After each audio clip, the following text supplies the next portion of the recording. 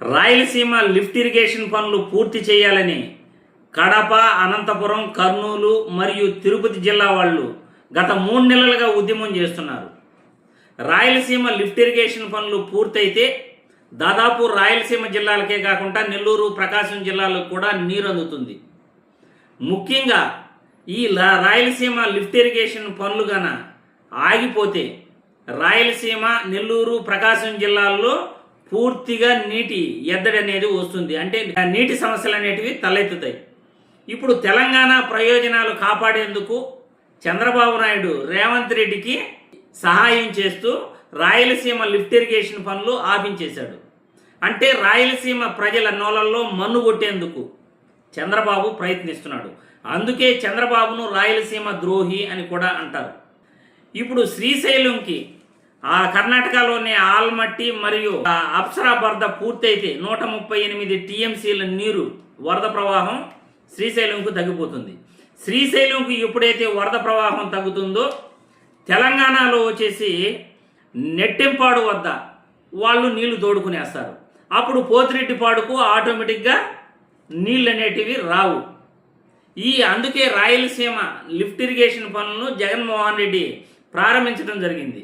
ఇప్పుడు చంద్రబాబు నాయుడు, రేవంత్ రెడ్డి ఇద్దరు కుమ్మక్కై తెలంగాణ ప్రయోజనాల కోసం రాయలసీమ లిఫ్ట్ ఇరిగేషన్ పనులు చంద్రబాబు ఆపించి రాయలసీమ ప్రజలకు, నెల్లూరు, ప్రకాశం జిల్లా ప్రజలకు తీరని ద్రోహం చేస్తున్నాడు. అంతేకాకుండా రాయలసీమ ఆదాయం మొత్తం కూడా అమరావతిలో ఈయన ఖర్చు పెడుతున్నాడు.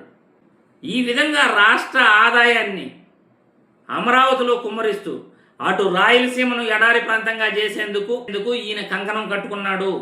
ఉత్తరాంధ్రను నాశనం చేసేందుకు చంద్రబాబు నాయుడు కంకణం కట్టుకున్నాడని పూర్తిగా అర్థమవుతా ఉంది. గత 3 నెలలుగా రాయలసీమ ప్రాంత వాసులు అనంతపురం, కడప, నెల్లూరు, ప్రకాశం జిల్లా వీళ్ళందరూ కూడా ఉద్యమాలు చేస్తూ ఉన్నారు. అయ్యా, నువ్వు రాయలసీమ లిఫ్ట్ ఇరిగేషన్ పనులు ఎందుకు ఆపేశావు? తెలంగాణ ప్రజల ప్రయోజనాలు ఎందుకు కాపాడుతున్నావు? శ్రీశైలంలో వరద నీరు తగ్గిపోతే నెట్టింపాడు వద్ద తెలంగాణ వాళ్ళు నీరు ఎప్పటికప్పుడు 8 టీఎంసీలు తోడుకొని వెళ్ళిపోతారు. అప్పుడు పోతిరెడ్డిపాడుకు నీళ్లు తగ్గిపోతాయి. శ్రీశైలంకు వరద నీరు తగ్గిపోతుంది.